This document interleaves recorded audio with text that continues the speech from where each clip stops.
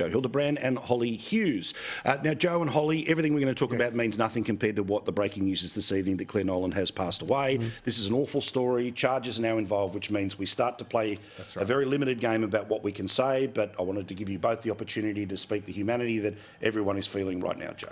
Yeah, look, it is obviously absolutely awful. It's a terrible way for someone who has lived such a long and full life to go. But I would also say we have to wait and see what comes out of this legal process. I think it's fair to say that someone who devotes their life, 12 years of their life, to serving the community as a police officer probably did not have this outcome in mind for the end of his career, and is probably obviously made a terrible, terrible mistake, it would seem. But we don't know all the circumstances, and you can only imagine what that senior constable is going through as well. Yeah, so. No, that's a very fair point. And when his name was being pushed around in the media a couple of days ago, I deliberately didn't talk about it, and I won't be naming him here. Again, the process does what it does. Hollie, again, all of us care about the older members of our family, and all of us are afraid that something horrible like this is the way that we are going to lose someone, let alone ourselves at some point in time. Again, there's a process, but I wanted to give you the chance to respond, so we recognise that this is far bigger than any of the other stuff we'll talk about in the next little while. Look, absolutely, and there's many of us that have parents in aged care facilities. My mother's been in for a number of years with dementia, and one of the things with dementia and Alzheimer's is there can be personality changes, there can be very unusual behaviour, and it's really frightening to think that someone who is elderly, that is going through a very scary time internally, if they're having some of these memory challenges and loss of memory of their earlier life, that they lash out, but that this is the result. So it's really quite upsetting for a lot of people I know who have loved ones in aged care facilities. Yeah, absolutely. All right. Just quickly here. We so often talk about the absurdity of Lidia Thorpe, but what about her at full flight? In the Senate today, Senate estimates can often be boring, not when Hollie's asking questions, and I'll get to what she had to say about solar panels and the Uyghurs in a second or two. But if we can just play as overlay again this interaction so people can see, it was an administrative committee, and we end up with a minister screaming at a senator, and no one's the better for it. Joe, ridiculous, but all part of the form, right? It's all part of the form. I mean, Lydia's almost backed herself, Senator Thorpe, I should say. Please. Let's give her the respect she deserves. Has pretty much backed her into... I mean, she does it for everyone else, doesn't she? Has pretty much backed herself into a corner where she has to keep getting more and more hysterical, more and more extreme, more and more outrageous, because otherwise it would just be a long, slow decline, which in a sense it already is. I would like to see Senator Thorpe sue Malarndirri McCarthy for calling her a disgrace to her people, just so that Senator McCarthy could then employ the defence of the truth. Yeah, correct. Because it is absolutely and utterly true. The amount of money they're talking about, I suspect, I'm not entirely sure, but I suspect it's part of $250 million. That's B for billion, as we're fond of saying on this show, dollars that the federal government had in the budget for Central Australia, for, in particular, Alice Springs, and for health resources, community resources. A new health and community centre, I believe, was one of those. And the expectation was that it was extra money. It was cute, but because I love you, I'll let it pass. All right, now, Hollie, you know these moments where, and we'll get into some of the stuff that you had to deal with today, but this sort of nonsense, of course, distracts from all of the more substantive stuff that happened today, but it's not really a surprise. Do you serve on any committees and have to put up with this often? So Senator Thorpe was in with us a couple of times today. I was in Community and Environment, so we had communications today, which the highlight was ABC. But Senator Thorpe came in a couple of times today, and it was actually, as I commented to one of my colleagues on the side, it is quite entertaining when the kids fight, because Lidia was having a really big go at Sarah Hanson-Young and accusing Senator Hanson-Young of being a racist. So, sometimes you've just got to sit back and enjoy the show. But it was extraordinary watching that footage earlier, because I was obviously not in that committee. But I now know what the yelling was, because they're in the committee room next to us, and I was actually on my way back to my office and heard this incredible amount of yelling, and I'm like, gosh, and the door was closed, so I couldn't see who was doing what, but yeah, I could hear it coming out of the witnesses' room. So it was extraordinary to watch that footage, but that the chair did not pull it up at all.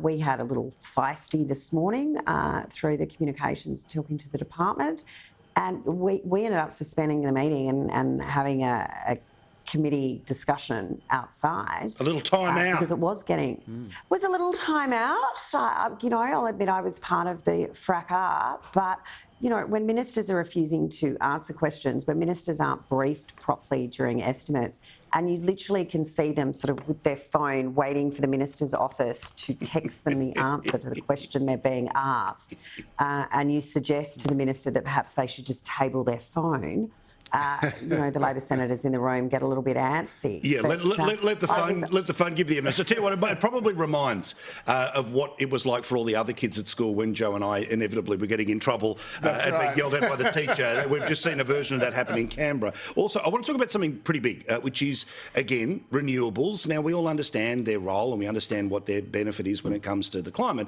but this does not come without a cost. I mean, apart from the mining that happens in the third world and the reality that a lot of, particularly the solar panels, are being made, 90% of which, in China.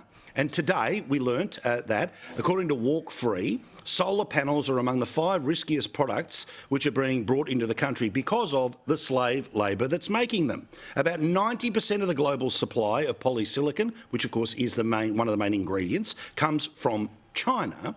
Now, amazingly, there was an exchange about this when you started asking some questions about this, Hollie, and the department said, quote, "At the moment, the department is not monitoring or tracking the proportion of solar panels which are coming from different overseas markets."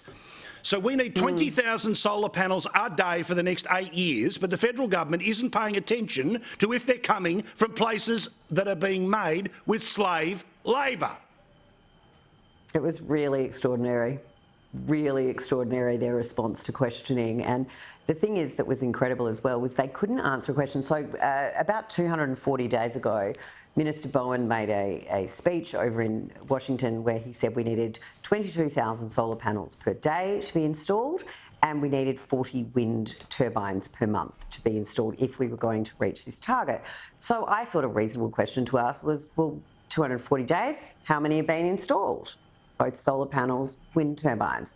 They have no idea. The department has absolutely no idea. And I said, well, if it's not 22,000 per day being installed, that number's going to increase because you're not hitting your minimum number that needs to be made.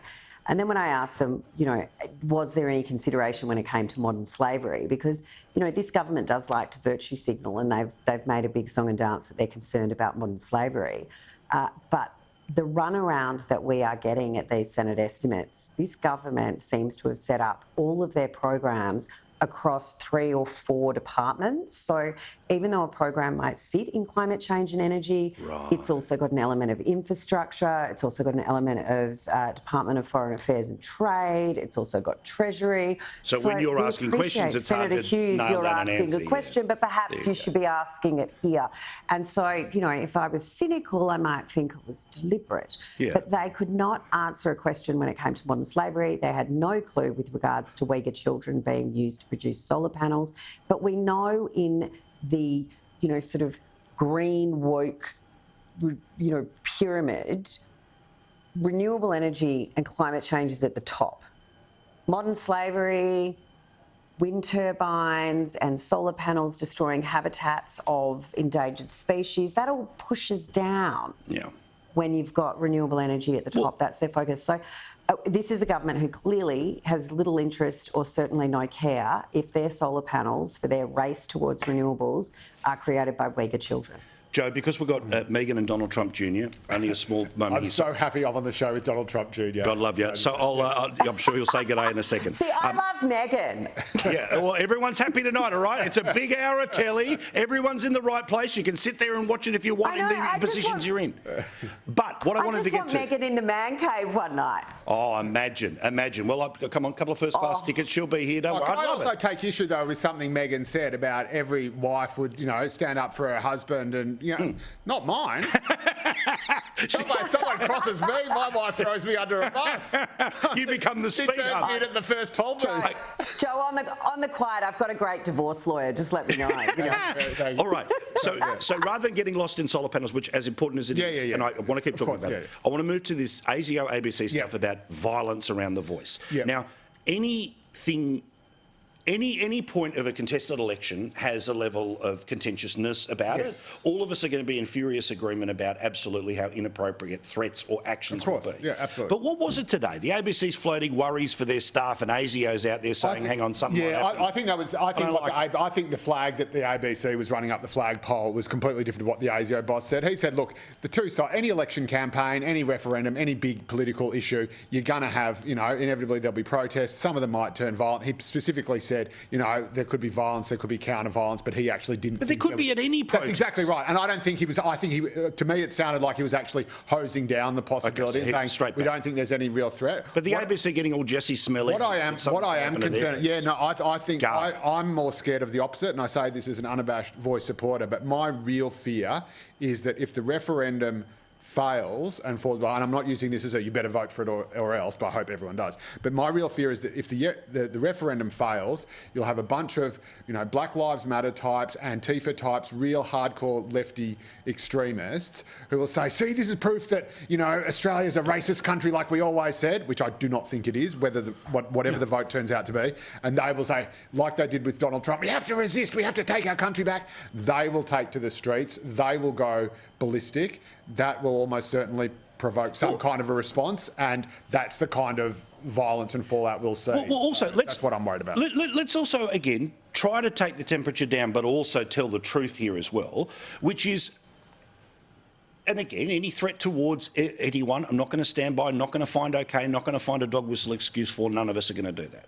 But we live in a community right now where police don't wear their uniforms on the street.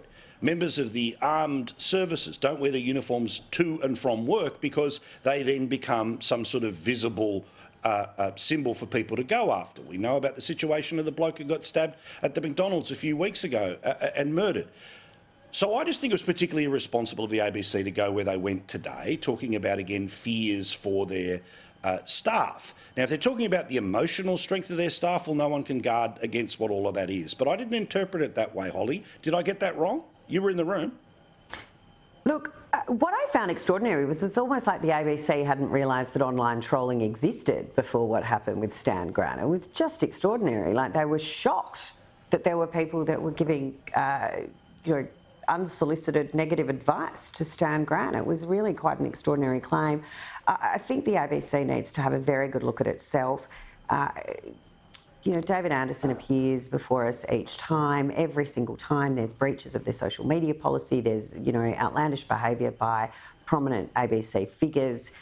He's forced to try and defend them whilst telling us that the ABC proudly abides by its charter of being fair and unbiased. And well, let alone that the boss of news, who was sort of, the 2IC getting ready to audition for the big job should it ever come about, and he was a sort of slick willy through it all as well. All right, thank you so much, Senator, future Senator. I come here, I don't get trolled. I do ABC, I get that much trolling. I did my best Bronwyn hair today. You did well. Because I was Bronwyn Bishop or Hitler After Dark is the only according to safe ABC space. viewers. Please, call it prime time. It is, it's a very safe space. Thank you, guys. Do appreciate it. All right. All right. Quick break. Back